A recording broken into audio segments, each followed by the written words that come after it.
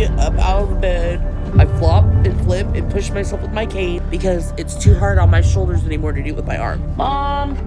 Yep. Could you get the shower ready for me, Mom? Sure. Thank you. Kirsten begins her journey weighed down by more than just her 612.5 pounds. She's tethered to her bed, unable to move with normalcy, petrified of losing her only tangible connection to agency, the care of her teenage son, Neko. She describes waking up feeling like prisoner in this fat, consumed by self-loathing, wishing she could sleep and never wake. The gravity of her situation is a lived, unbearable reality where mobility, identity, and hope are slipping away. As a small child, I was normal, and I looked like every other kid in the classroom. On the outside, I was normal, but inside, I felt unwanted. I am the oldest child out of me and my brother. Beneath her immobilization lies a turbulent past, all triggered by her strange relationship with her parents. Kirsten reveals feeling rejected, turning to multiple substances, meth, acid, alcohol, marijuana, at the young age of 14, as her weight spiraled. She says, as much as she found comfort in food, it was just the beginning of her addictions, rooted in traumatic acts, including gang rape. After turning 18, she started to sell her body for drugs, and in the process fell pregnant and had Lexi, later having her boy, Neko. Kirsten's history doesn't sit in sympathy, but lays the psychological groundwork for the entanglement with addiction, isolation, and emotional eating that yielded her present crisis.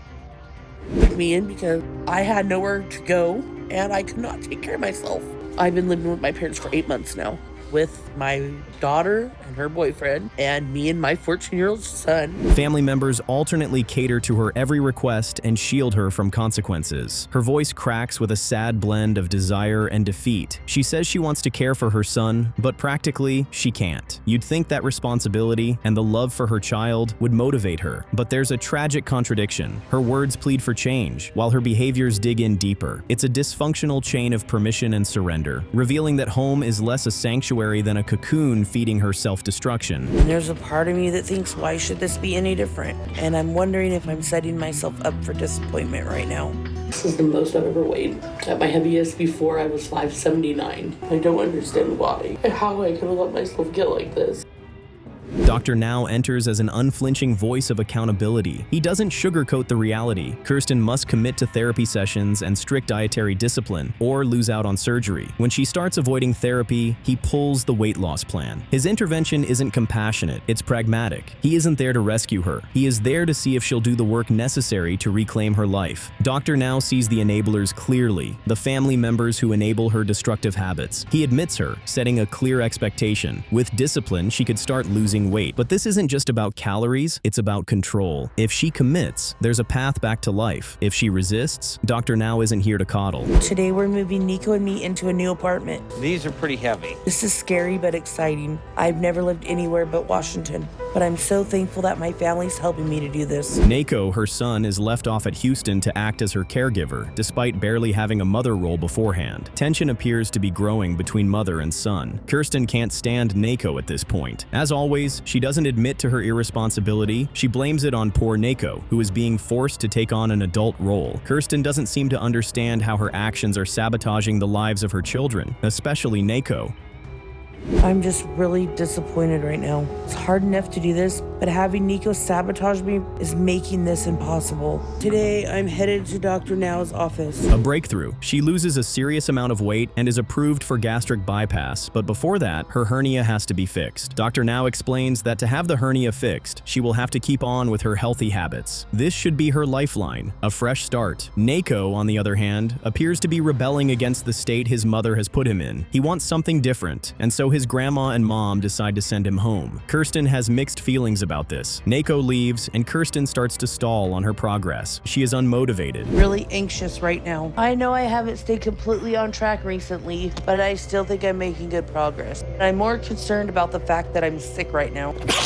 That was lovely. My biggest fear is that when I get there, they're going to tell me that I have to postpone it because I'm sick. Against expectations, Kirsten manages to lose even more weight. It's a jaw-dropping rate of reduction, enough to earn surgical clearance and fuel hope. Dr. Now gets to work, fixing Kirsten's hernia and afterwards her weight loss surgery. It's clearly not an easy one, but turns out to be a successful one. Success sometimes carries a dagger of doubt. The narrative still pulsates with, but this progress is incredible, but will it stick? The tools are there. Her resolve remains uncertain.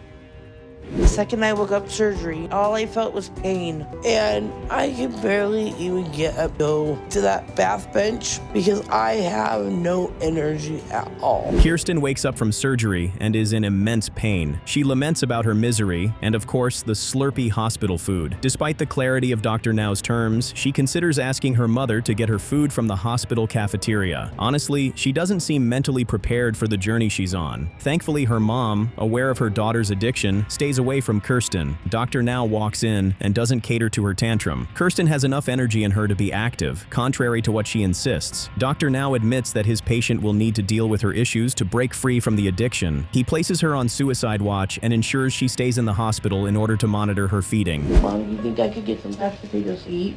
Okay. It was so nice getting home.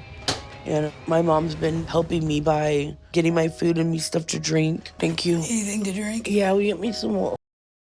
Kirsten is home and the control slowly slips. She refuses to see a therapist as suggested by Dr. Now. She's back at the hospital for a post-op assessment and things are not looking good. She has gained 20 pounds. Dr. Now is displeased. She insists that it is weight from the swelling, but Dr. Now isn't buying it. His tone suggests this might be it. He's done all he can medically. Now it's on her. Kirsten sees a therapist who helps her unpack a lot of her trauma. There is improvement. Kirsten is making progress. She loses even more weight and is successful at the program. If only she could have stopped giving up sooner and paid a little more attention to not eating pizza. And the best part, she finally gets it. When I wake up, the pain that I feel is overwhelming. Every bone in my being is telling me to lay back down. It's miserable. I feel like I'm trapped because it's just difficult to move my body. Imagine reaching nearly 650 pounds, living inside a body that has outgrown everything you are. For Nikki Webster, that crushing weight isn't just a number. It has stolen her freedom and her sense of self. Her body has become a cage. Terry, Nikki's father, speaks of the pain of losing his daughter 1 pound at a time, who has over time become a shadow of her lively, vivacious self. Unlike many others, Nikki takes the blame. She acknowledges that she is responsible for the pathetic state she's in. Escaping this prison wouldn't be easy, but it does look like she is on the way. When I start my day, I can't wait to start eating. Okay, sweetie, I'm gonna send it up. Alrighty. My dad will make me a plate and send it up to me so I don't have to go downstairs again until breakfast. What looks like support is slowly turning into suffocation. Her family, especially her beloved father, loves her, but inadvertently is enabling her stagnation. Carrying food, creating a protective bubble, actions meant to help her survive are sustaining her entrapment. Love is becoming complicity, allowing each day to drift further from change. Their kindness maintains her status quo and delays her transformation. But I know that I started gaining weight when I was about 4. And by the time I was 10 years old, I weighed 140 pounds. That's when I started to notice that I wasn't like everyone else. Nikki's journey to 650 pounds started when she was about 4 years of age, but it wasn't until she was 10 that she started to notice that she was quite different from everyone else. She weighed 140 pounds. It was at this very point that her parents started to make attempts in helping her lose weight. It didn't work. This fractured the relationship she shared between her mom and herself. Nikki hated that her siblings had all the attention she craved, and this reality led to even worse habits. Eating became her solace, an unspoken strategy for coping with the emptiness she felt. She's not just confronting physical weight, but emotional burdens too, unresolved feelings, isolation, and dependency on food as a shield. Yes. Okay. What seems to be your biggest challenge with your eating habit? I think not really thinking about what I'm eating and just getting what I'm craving. What do you eat in the morning?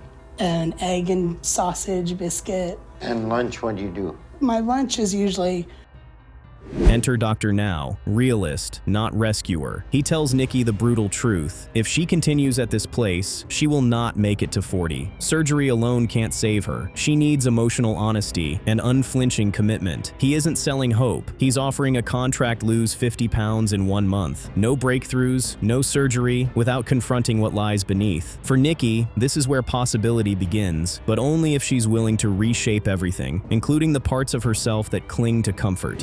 few weeks. When we got home from seeing the doctor, the first thing we did was get rid of food that was not some of the diet. It was really hard to let some of that go. Nikki seems ready. With the help of her parents, she rids the pantry of unhealthy foods. She admits that it's been a difficult process so far, and that her anxiety is over the roof. She worries that the micro changes she has made wouldn't get her the desired results. Despite the shortcomings, Nikki, without hesitation, fully embraces the dietary changes. She does bits of exercise, not intense enough for her, but better than none. She doesn't pull back even when the discomfort stings.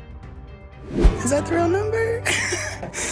Yeah, okay. I worked so hard to do this. To see it pay off is incredible.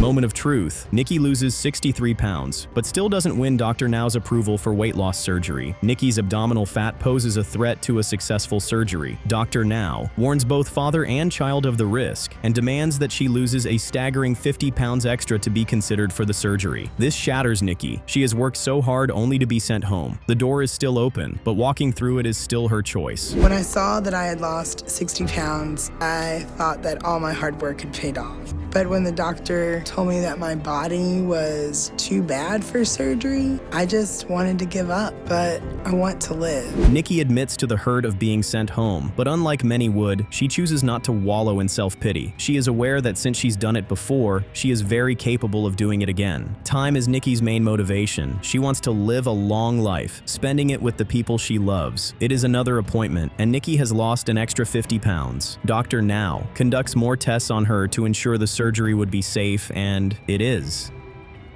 To bring it up that distance. I was hoping to do a bypass on Nikki, but with how much the abdomen has been stretched with her weight, bowel would not reach for doing a bypass. The surgery was supposed to be a gastric bypass, but due to Nikki's abdominal state, only a gastric sleeve was possible. Nikki, hearing this on waking from surgery, felt a bit of fear. Still, she's been losing weight ever since. Nikki is now back home, and she's going strong in her healthy habits. She starts to see a therapist to address the deep-seated issues. Nikki makes peace with family, and it appears that from here, the only way is up. Nikki proves to be one of the show's most inspiring successes, holding on to her new life by investing in therapy, healthy coping mechanisms, and daily discipline. I live my life, and I feel like I'm drowning in my fat. It suffocates me, and I'm very miserable. I'm not able to sit in the shower anymore, so I have to take a bed bath.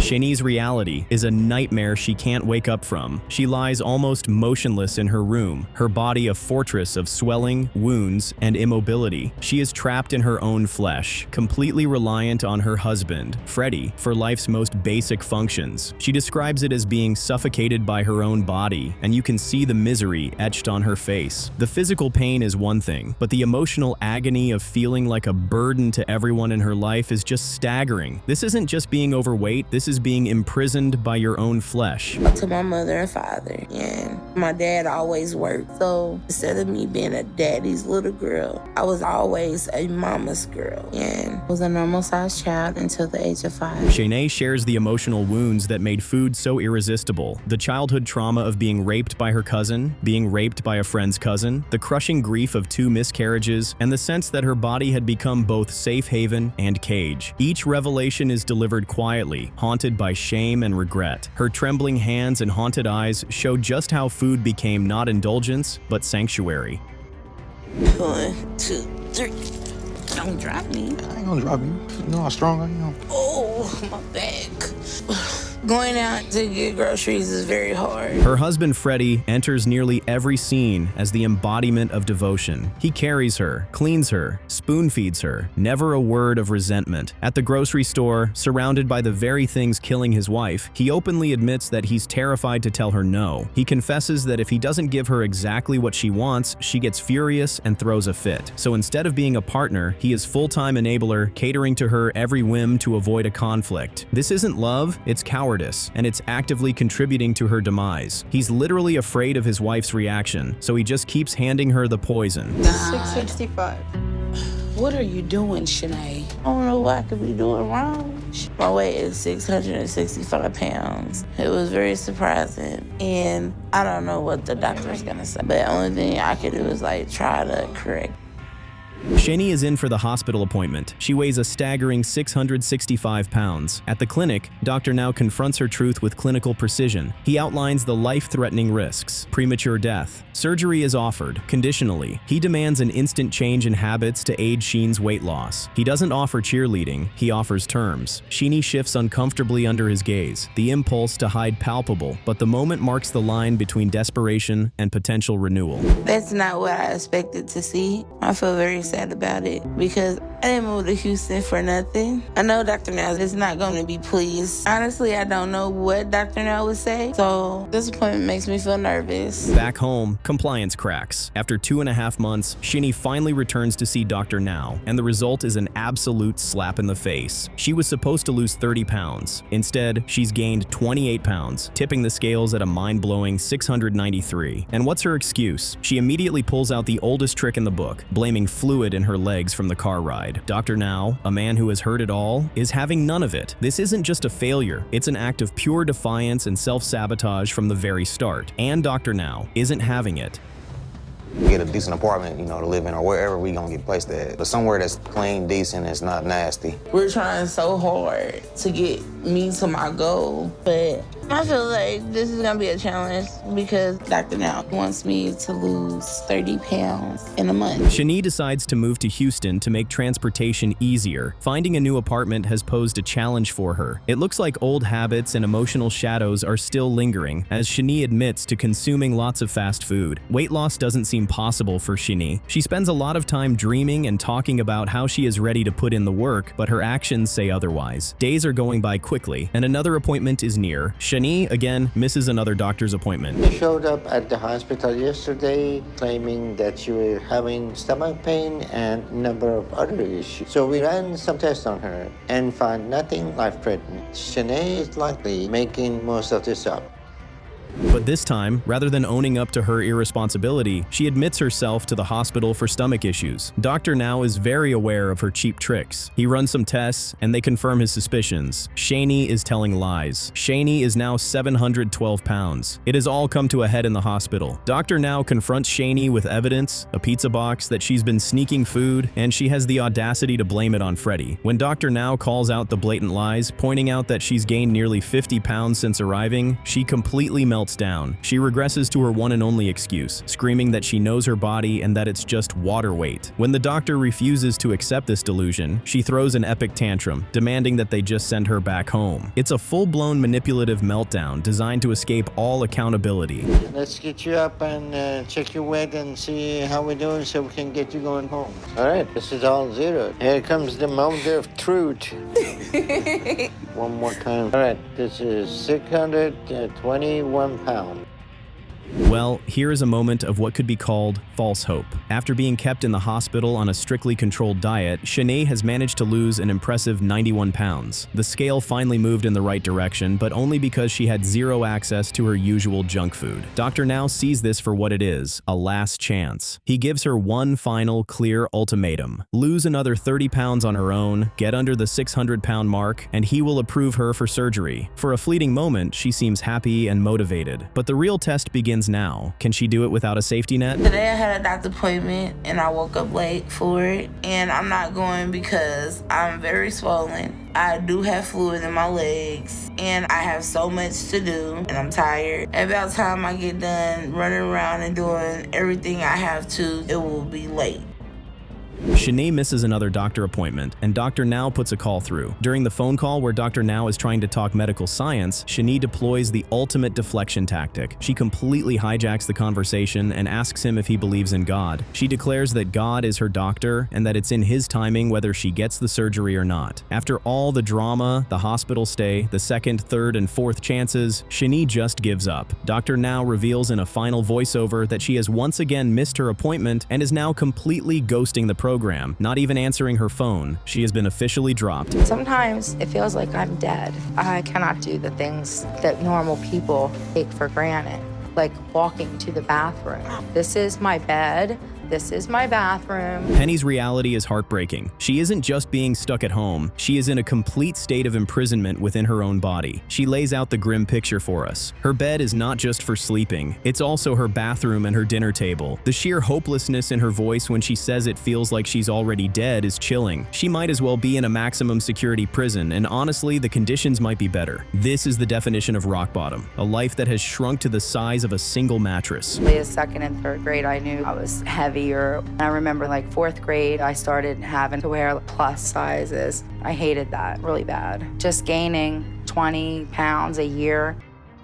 Penny always found solace in food. Whenever she faced a problem, gradually, she put on pounds upon pounds. It's a grim but textbook explanation for how a person ends up in this state. She became aware of her unique weight when she was in second or third grade. It didn't take long for her to hit close to 300 pounds at 22. Her sisters come on screen and lay it all out. Their father was abusive, especially when he was drinking. And Penny, being the oldest, apparently bore the brunt of it all. It's a sad story that paints a clear picture of how deep-seated trauma can lead to absolutely catastrophic life outcomes. Food became her only source of comfort in a world of chaos and fear. It seems like one thing after another keeps going wrong. Penny has been in and out of the hospital for the past 2 years. My devil's food chocolate. And it is difficult to think. Just when you think the situation can't get any more dysfunctional, we see the enabler in chief, her husband, Edgar. He's going grocery shopping, and what's on the list Penny gives him? A murderer's row of junk, chips, soda, and cake mix. But here's the kicker. After he gets everything on her destructive list, he decides on his own to throw some ice cream into the cart because he knows she likes it. He's actively participating in her demise. He is literally buying the very things that are keeping her imprisoned in that bed. It's madness, and you can see there's zero hope for change in this environment. I've cried at night about it sometimes. If she continues in this fashion, she could die. We need to do a quick pit stop. Premium chicken sandwich. On the road to what is supposed to be her one last chance life-saving surgery in Texas, they make a pit stop. For what, you ask? For fast food. We get to witness a full-on debate in the drive-thru over whether to get a crispy or grilled chicken sandwich. She is fighting for the crispy option. This is the ultimate act of defiance. Her family has gambled everything to get her this help, and she's treating the journey like a casual road trip. This single moment shows she is in total denial and has absolutely no grasp on the severity of her situation. Unbelievable. Penny got a lot of issues. Some of them are real, some of them are imaginary. She seems like she played a role of being a victim. And in comes the voice of reason, doctor. Now he takes one look at Penny and immediately cuts through all the nonsense. You can see the gears turning in his head as he sizes her up. His diagnosis is instant and brutally accurate. Some of her issues are real, but a lot of them are purely imaginary. He identifies the core problem right away, stating that she has perfected the role of being a victim. More importantly, he sees how she encourages her family to be her enablers, calling the dynamic something that is incredibly difficult to break. Dr. Now is a detective of dysfunction, and he's already solved the case. No, not yet. We weigh you right now and you see how much you lost. No, I just need to hold on to the front. And you haven't lost any weight. You gained weight since the surgery, okay? You should be right now walking. The moment of truth arrives, and it is a complete train wreck. After months of effort and a major surgery, Dr. Now gets Penny on the scale, and the verdict is in: she has actually gained weight. The waterworks start immediately, but these aren't tears of disappointment. They're a weapon. Instead of facing reality, she launches into a fantasy world, claiming the scales must have been wrong from the very beginning. She is so deep in her own fiction that she cannot accept a single ounce of responsibility. Didn't pass to you either. There has been change. Look, I mean, it's hanging off my shoulder. You just trying to convince yourself, okay? Whatever Sir, you say. you can't convince yourself that your sleeves come past your hands. Dr. Now has had it. He has reached the limit of his patience with this masterclass in self-deception. As Penny continues to spiral, trying to use her nightgown being looser or her ability to clean herself as proof of progress, he just shuts it all down. He tells her point blank that she's only trying to convince herself and that everything she is saying makes zero sense. He knows he's arguing with a brick wall and is completely invalidating her fabricated reality and leaving her with nothing but her own cooked-up lies. What a showdown. So we're paying. On three. 1, 2, 3. I'm just straightening my knee. It's been years since I could walk. After the absolute disaster at the hospital and being confronted with her own failure, we get a scene of Penny actually attempting to get out of bed. She's using a walker, taking agonizing steps, and talking about how it's been years since she could walk. Is this the breakthrough we've been waiting for? Is this the moment she finally gets it? Of course not. This is treated with the deepest skepticism imaginable. It feels less like a genuine turning point and more like a performance for the camera, a last-ditch effort to look like she's trying before she inevitably gives up again. Penny, hey, really, I try everything. I know. I don't know how I'm going to get across to you. It's very difficult living in a world where I've given you my life and put you as my earthly God, and that's what I mean. And so, we arrive at the tragic yet completely predictable conclusion. Penny's journey ends not with a victory, but with a whimper. Doctor now delivers the final verdict. Penny has absolutely no intention of changing her lifestyle, and without a drastic shift, she is not going to live very long. She wasted this incredible, life-saving opportunity, learned absolutely nothing, and remains trapped in her delusions. What a masterclass in self-sabotage.